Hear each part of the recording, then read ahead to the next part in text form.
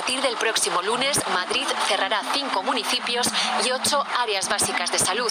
En total estarán cerradas 18 áreas.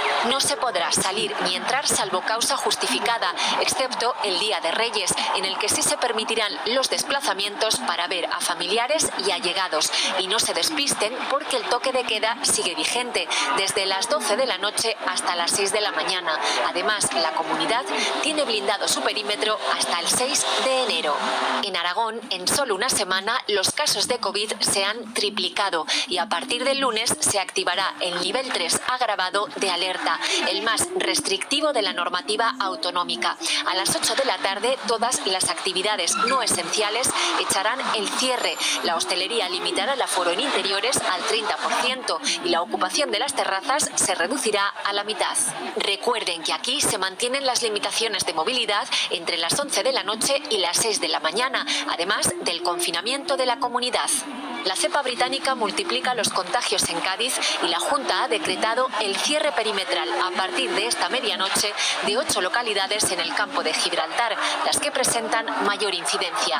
En Segovia, el repunte de casos eleva la alerta al nivel 4. A partir de este domingo, entre otras medidas, no se podrá consumir en la barra de los bares y se limitarán las visitas a las residencias.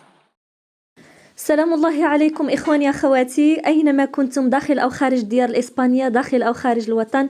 شكرا لكم على المتابعة وعلى حسن الثقة في المحتويات وعلى تفاعلكم الدائم ودعمكم المتواصل. رجعنا لكم بالأخبار، مرة أخبار إيجابية ومرة أخبار سلبية. منا منكم يعني الخبر سواء كان إيجابي أو سلبي، إلا فرحنا كنفرحوا جميع، قرحنا كنقرحوا جميع، يعني ما كاينش فرق. كاين بزاف الناس كيسميو القنوات بقنوات الشؤم، ولكن هذا الشيء اللي كاين خصنا نتعايشوا مع الأوضاع كيفما كانت. والخبر يقول أنه إسبانيا ستبدأ في الإغلاق بسبب يعني الطفرة الجديدة أو السلالة الجديدة البريطانية أو الفيروس الجديد اللي كيقولوا ولد عم كورونا. فالأغلبية عارف أنه إسبانيا كانت ناوية تغلق الرحلات ديالها مع بريطانيا أو المملكة المتحدة بصفة عامة، ولكن بالرغم من ذلك قبلت أنه يجيو طائرات اللي فيهم يعني حشد من الناس، حشد من المسافرين جاو من بريطانيا، السبب اللي أدى أنه تنقل العدوى إلى إسبانيا. وفي الأول كنا عارفين أنه فقط مدريد اللي فيها تقريبا 5 الحالات، 4 كانوا مؤكدين وواحد في حالة دراسة. دابا لا، هاد لا نويفا سيبا أو هذه السلالة الجديدة من كورونا أو سارس كوف دوس انتشر بنسبة 70% بسهولة. كاين تنتشر حاليا، كاين في مدريد، كاين في أستورياس، كاين في غاليسيا، كاين حالات في فالنسيا، وكاين في البايز باسكو. يعني راه غادي كينتشر شويه بشويه، بالرغم من ان هاد الولايات المستقله الا جمعنا عدد الحالات كاملين غنلقاو 30 حاله مؤكده، في حين كاين عشرات من الحالات اللي مازال ما مأكدينش في حالات دراسه.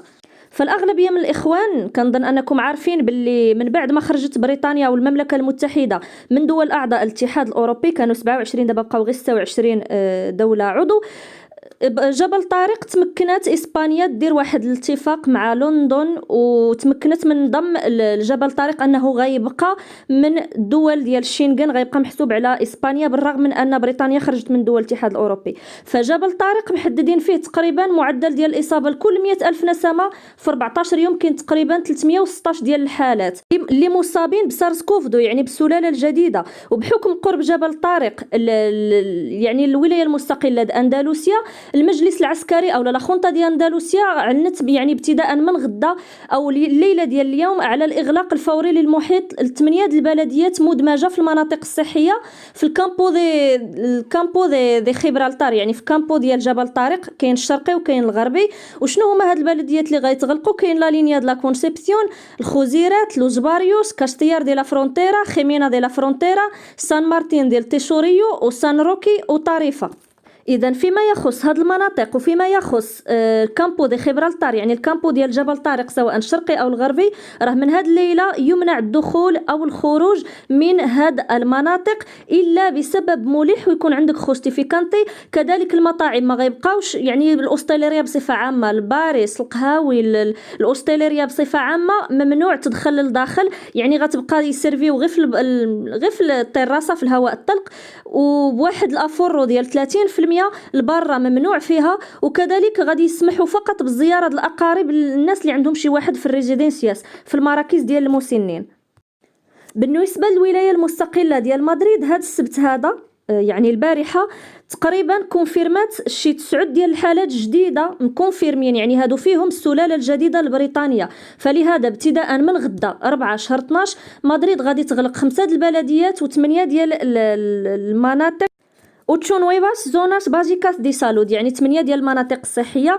وفي المجموع غادي تغلق ابتداء من غدا الاثنين اون توتال دي 18 زوناس باسيكاس دي سالود y 5 municipios de la región tendrán prohibida la entrada y la salida de ellas salvo por causas justificadas. يعني ابتداء من الغد يمنع الدخول او الخروج من هاد البلديات او من هاد 18 المنطقه بازيكا دي سالود الا عندك شي سبب ويكون عندك الجوستيفيكادو ديال التنقل. يمكن لك حاله وحده تتنقل او تخرج فيها من بدون خوستيفيكانتي، هي الديا ديال الرئيس. الديا ديال الرئيس حنا ما عندنا غرض بالاحتفال داكشي ديالهم، ولكن الناس اللي باغا تتحرك في مدريد نهار 6 شهر 1 هو الديا الموافق للديا ديال الرئيس. يمكن لك تتنقل في هذا النهار يعني بغرض ديال الزياره ديال شي عائله او اقارب. فيما يخص الولايه المستقله ديال اراغون لحد الان ما فيها حتى شي حاله مؤكده ديال السلاله الجديده البريطانيه، ولكن بالرغم من ذلك يعني الرئيس ديال الاقليم قال ان اراغون ابتداء من الغد الاثنين غادي تدخل في نيفيل 3 اغرافادو، يعني في المرحله الثالثه من الخطر. وبالمناسبة غادي تشدد القيود، يعني من 8 ديال العشية جميع النشاطات غير الضرورية ستغلق. المطاعم والدومين ديال الأوشتيليريا بصفة عامة ما يفوتش لافور والطاقة الاستيعابية لداخل 30% والتراصاص 50%. فالإخوان كان هذا كل ما يخص القضية ديال الإغلاق في هذه الولايات المستقلة، بالخصوص أندلسيا، مدريد، الكامبو دي خيبرالتار وأراغون غادي تشدد فيها القيود. يعني كينتظروا غير يسالي فقط هذه الاحتفالات، يعني من مور 6 شهر 1 غير يسالي الرئيس تزيد ربما تشدد القيود في ولايات مستقلة أخرى مازال ما عرفنا شنو كاين. نتمنى ونطلبوا من الله السلامة. والخبر الثاني إخواني أخواتي عنده علاقة بوزير الصحة سلفادور إيا. احنا عارفين أنه ما بقى والو وغادي ينسحب من وزارة الصحة بحكم أنه مرشح في الانتخابات الكتالونية اللي غتبدا نهار 14 شهر 2، بحكم أنه يقدر يترشح أو ينجح باش يكون رئيس كتالاني من بعد ما مشى يعني كيم تورا غيجي هو في بلاصتو، ويقدروا كيقولوا أن فرناندو سيمون يرجع بلاصتو كوزير صحة. ما عليناش.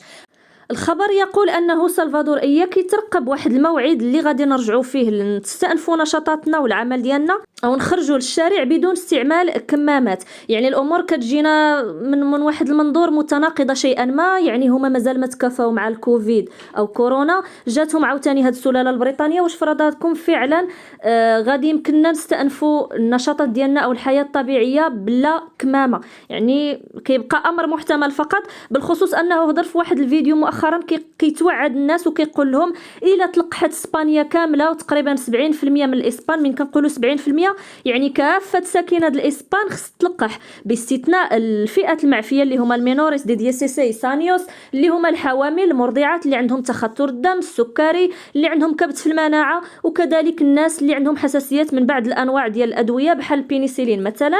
كيقول انه فعلا الى تلقح هاد 70% كافة سكان بإسبانيا نقدروا الصيف المقبل ديال 2021 ترجع الحياة الطبيعية، ولكن هذه تبقى فقط احتمالات ونقدروا نقولوا أنها تكهنات.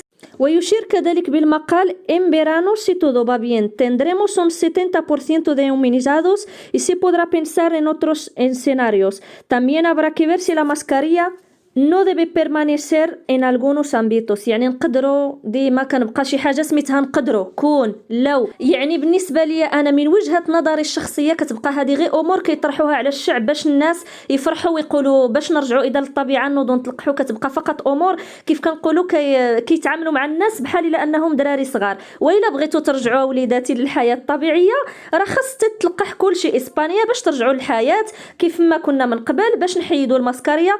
يعني كتبقى تشجيعات للشعب او للمواطنين باش يقولوا الا بغينا فعلا كذا وكذا نرجعوا للحياه الطبيعيه ونبقاو بلا ماسكاريه خصنا نتلقحوه. الحل الاخير هو اللقاح. مع العلم انه تبتت امور باللي الناس فعلا تلقحوا وبالرغم من التلقيح مباشره عطاو ايجابي للكوفيد. فهنا كتبقى الاشكاليات دائما مطروحه، دائما اشكاليات واسئله مطروحه بخصوص هذا اللقاح. حنا ما كنحرضوش، ولكن الامور كناخذوها من وجهه نظر منطقيه. يعني الا كنت غنتلقح ونعطي الايجابي فاش كيفيدني هذا اللقاح وفاش غيحميني؟ يعني ولات نفس القصه ونفس السيناريو كيتكرر وكل شيء ولا واعي بالامر. نتلاقاو في فيديو جديد والسلام عليكم.